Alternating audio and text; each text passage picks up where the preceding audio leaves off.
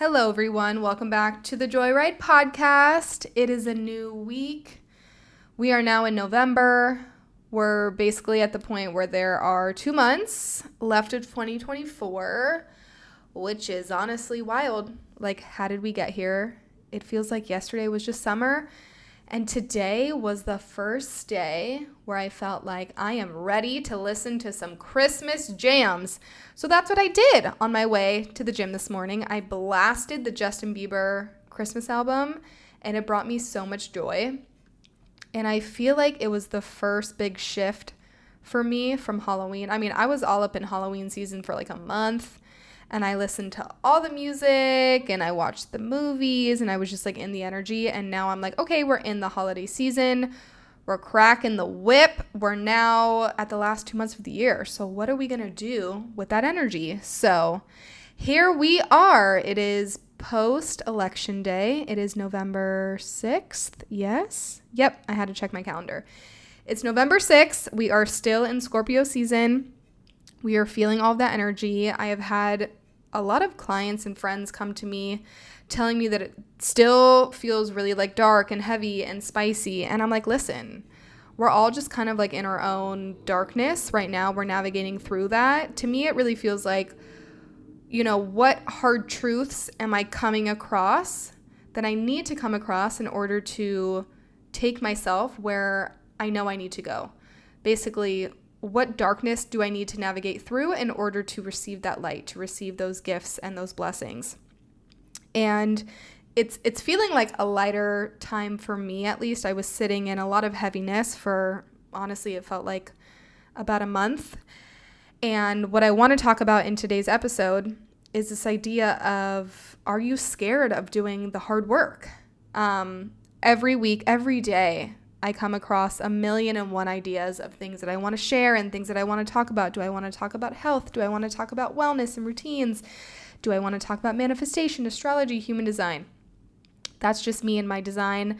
I am constantly bombarded by the beautiful creator that is constantly telling me new things to channel and talk about and express. But I just had a really, really insightful call with someone, and they reminded me of what it takes in order to build and sustain a successful business. And it's something that I know has been so hard for me.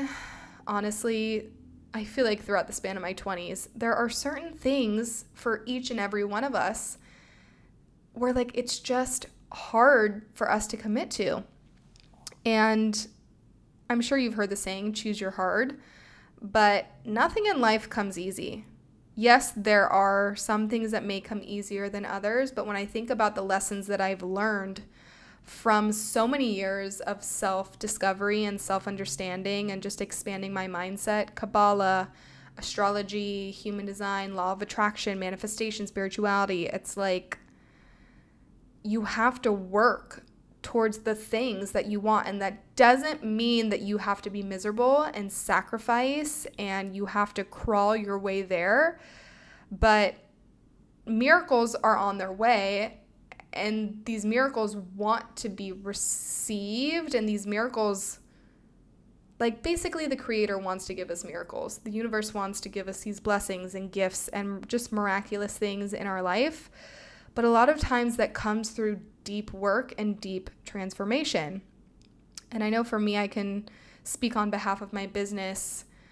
I have truly not treated it like a thriving business.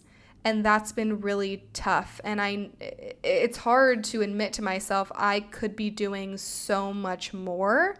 And from the outside looking in, someone may not see that. They may see, oh, she's doing well and she's thriving and she's successful. But it's me against me, right? There's no one that I need to be competing against. Like, that's just not the problem here. I'm only competing against myself. I'm only comparing myself against myself. And we are not meant to be robots in this world. We are meant to feel things and be empathic and have emotions and feelings. And sometimes we just can't give as much as we want to give. But something that I am working on right now as I am in, this space of, okay, I've got 2 months left of this year. How do I want to leave off this year? Do I want to leave it off feeling like I could have done so much more? Or do I want to start off the next year, January of 2025, feeling like I am armed and I'm ready to go and I am ready for what this year is going to bring to me? And unfortunately, just the way that our society is set up, it's like, now's the free-for-all and we're in the holiday season. It's time to let go and let go of personal hygiene and wellness and work and just be and exist, which I totally agree with in some type of way. Yes, this is a time for us to come together and be with our loved ones and be present and not worry about work and all these things. But that does not mean take your foot off the gas. That does not mean let yourself go. Unfortunately, so many people have fallen in this trap of I'm going to wait until January 1st to hit it hard again and to go after my goals. And I just don't like that. I don't want to live like that anymore. And I know past Rebekah has always felt like, ooh, January 1, it's a fresh start. But internally, I've always known it's not a fresh start because time just doesn't work like that. And time just doesn't stop. Time doesn't say, okay, you can stop now and we're going to start again on January 1st. So let's get in the energy of doing all that we possibly can right here, right now, in this present moment. And where are you stopping yourself? Where are you scared of putting in the work? And where are you scared of working hard? I mean, I have not been giving all of me to myself, to my health, to my business, to my relationships, basically in every aspect of my life. I'm the one who has held myself back, and I was thinking, these past few weeks, what do I really, really need? Is it something outside of myself? Is it a coach? Is it a mentor? Do I need help, with my health? Do I need to be on a new workout routine? And I realized what I need is to come back to the basics. So that's what I'm working on right now, getting an adequate amount of sleep every night, because I don't know, it's as I've gotten older, I've really come to realize how much sleep truly affects my energetic output the next day. I mean, it is absolutely wild. In these last few days, I've just been prioritizing my sleep, and I wake up every day and I feel rested and I feel good and I'm ready to take on the day and I feel motivated, alongside the other help that I am getting. I'm still working with my holistic practitioner, and I'm changing up my supplements, and I'm really committing myself to this workout program that I've been on for the past few weeks, and I will continue to do that for the rest of the year.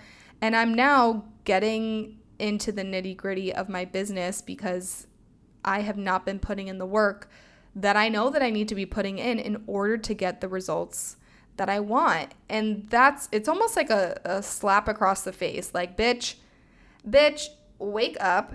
This is what you need to do. You need to be putting in the work in order to get the results that you want. So I want you to ask yourself, we're going to make this episode short and sweet and spicy because that is just how I'm feeling today. I want to get straight to the point. Where are you holding yourself back? Where are you scared of putting in the work? Maybe it's transforming the way that you look and the way that you feel. Maybe you're I know that I could be waking up an hour earlier in the morning before my workday that starts at 9, and I know that I could be getting in a 45-minute walk on my walking pad. Or maybe it's going down to my apartment gym or going for a run in the morning or committing myself 3 days a week to running after work. It really comes down to choose your hard. Where are you willing to be devoted? I was just talking to someone that I'm now working with on a call, and we were talking about the difference between an entrepreneur and being an employee at a business. And she said that, in one way, the entrepreneur is different because they are so devoted to what they're doing. It's all on them. We don't have people setting up meetings for us, doing this, doing that. There's no handouts. It's you want something, you have to create it and you have to build it. When you're an employee, You can show up for work, you can clock in, you can open your laptop, you can work, but you can only be putting in, let's say, maybe 50% of the work that you should be doing sorry, that didn't make sense. You should be putting in 100% effort, but let's say you're only putting in 50%, but you're still getting that paycheck. Now, before you come at me and you're like, Rebekah, but that's not me and I am an employee and I work at a job. Maybe you are, the 1% and you're putting in 100% of the effort that you can be putting in, but it's very different when you're an entrepreneur and you're a solopreneur like me. It's like, this is all on me, okay? If I want to get X results, I have to be doing X, Y, and Z. So in what area of your life do you know I can be doing more? And when I say that, I don't mean being a slave to yourself. If you're like, Rebekah, I'm already working an 8-hour job and I'm doing this and I'm doing that, great. Let's actually scale it back, okay? How can we make what you're doing more efficient? How can you look at yourself from a different lens and say, you know what? I'm not going to watch an hour of Netflix every night. Maybe I only do 2 or 3 hours a week of watching Netflix. Maybe I watch Netflix Tuesday, Thursday. And on the other days, Monday, Wednesday, Friday, I commit myself to an hour of this new nutrition program that I am enrolling myself in. It's things like that. Where are you almost like cutting yourself short or stopping yourself and keeping yourself stagnant because you know that you need to be putting in the work in order to get the results that you want? Listen. There are so many things where I would love to wake up tomorrow and just to receive the $1 million check or receive this or receive that. Like, wouldn't that be so nice? It would be so nice if we could just wake up tomorrow in the dream body. Our dream man just shows up at our door and he's like, Rebekah, I am here for you. And I'm like, oh my God, this is amazing, right? Like, that would be so nice. And listen, in so many ways, these miracles appear for us. You want something, you detach, you're like, listen, it just shows up for me tomorrow. But when it comes to sustaining those long-term results, sorry about that. That was my speaker turning off. When it comes to sustaining those long-term results, there is contingency in being consistent and putting in that hard work day in and day out. And that doesn't mean every single day I'm dedicating 5 hours of myself to building my business. Again, maybe that looks like 3 days out of the week, I'm going to stop myself from engaging in this bad habit that I know that I shouldn't be doing. This is not like I've worked a 10-hour day and now I just want to decompress. Like, we all have those days.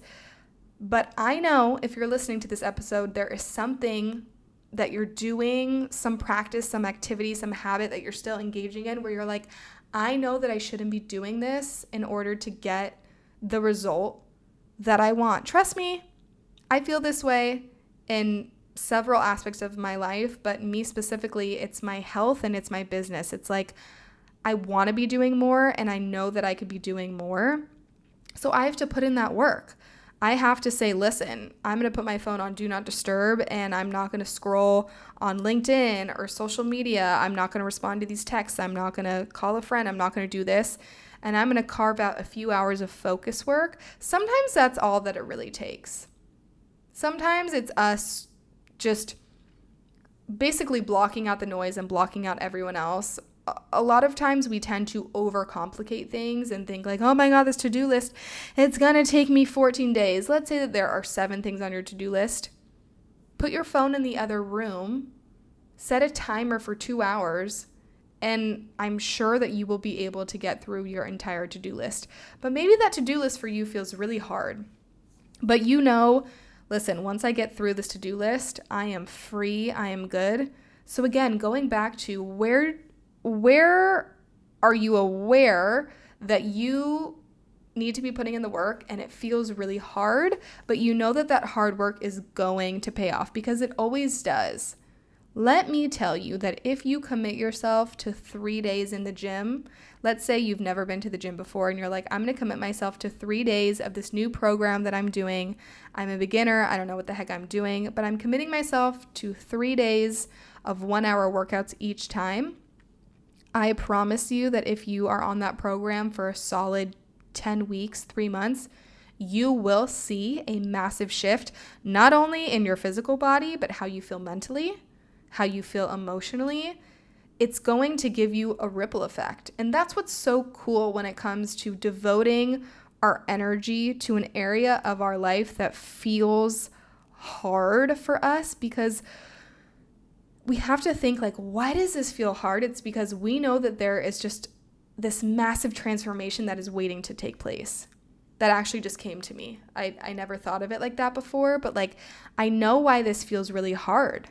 It feels hard because I know on the other side, I'm going to completely transform. I'm going to meet basically a new version of myself, whether that's looking at myself in the mirror and seeing a new body, whether that's like waking up with a new mindset. Oh, I don't wake up with money anxiety anymore. Or, oh, I know deep down inside that I am one step closer to meeting the partner of my dreams. Or, oh, I know that this month, because of the work that I'm putting in for my business, I'm easily going to hit 10K a month. So it's like, we're actually just so scared of ourselves. We're so scared of that next version of ourselves that is the inevitable outcome if we choose to commit ourselves to the hard things. Where it feels hard is where the growth is taking place. If things weren't hard, that would mean that there's no growth. There's no transformation. There's no evolution. So if you're a first-time mom and you're like, fuck, this is so hard right now, you know that in 6 months, in 8 months, you're going to be like, I know what I'm doing now. And now this is like a piece of cake. Okay, not actually. It's definitely, if you're a first-time mom, I'm sure it's not a piece of cake. But do you know what I'm saying here? It's like, commit yourself to the hard, but just change the way that you're viewing it. Look at it as, wow, damn, I am so excited to meet this new version of myself on the other side of that. That's how I think of it. I'm like, I am so excited to wake up on January 1st to know that I am a much better person than I was 2 months ago. That's not to say that I'm a horrible person right now and I'm doing everything wrong and everything sucks. No, let's not look at ourselves like that. I just know that if I commit myself to what I want to be committing myself to right now, prioritizing the basics when it comes to my health, prioritizing myself to giving my absolute all to growing my business and really viewing myself as like, I can fucking do this. I can make it. There's no plan B. There's no plan C. This is it. I'm going all in. I'm going to wake up in 2 months and not just feel so freaking proud of myself, but I'm going to see the results. And that's what's really cool. It's like, if you know that you're putting in the sweat equity in some way, shape, or form, whether that sweat equity is spiritually, emotionally, physically, in your career, in your relationship with your family, whatever that looks like, the results will be there. It's not possible for you to continue to put in the effort and the energy and the work and for you not to receive something. So if you are scared of yourself right now and you're scared of the hard work that you know that you need to commit yourself to, view it like that. View it as like this pure excitement of this person, this new person that you're going to be able to meet. Whether that's on January 1st or in 1 month, 6 months, a year, whatever makes sense to you. I'm just looking at this phase of my life right now as me in 2 months. Me waking up on January 1st feeling really, really good with how I not only finished off the year, but feeling really excited and really prepared for what is going to be given to me this next year. It's not like, oh my gosh, now I got to start from zero. I got to start from the ground level and now I'm just like building my way up right now. No, that's what we're doing right now. You can always begin again. You can always start from a new starting point, because if you think about it, you're never starting at zero. You're just starting from a new point in your journey. So look at it like that. Let's go all in with whatever you want right now. Let's reframe how we are looking at the hard things in our lives as these beautiful opportunities to transform ourselves into that next elevated version of yourself. Picture looking at yourself in the mirror and just looking back at someone that you are so proud of, not your mom, not your dad, not your brothers, not your boyfriend. Like, you are the person that is looking back at yourself in the mirror and thinking, wow, I can't believe you did this. I'm almost in awe of you. I am so proud of you. So we're going to stop the episode here. Like I said, make it short and sweet and spicy. I hope that you all have a wonderful rest of your week and your weekend. Please share this episode with someone that you think needs to hear it, because I'm sure someone in your community or network needs to hear this message today. I love you. Thank you for being here. Thank you for your continued support, and I will see you in the next episode. Bye.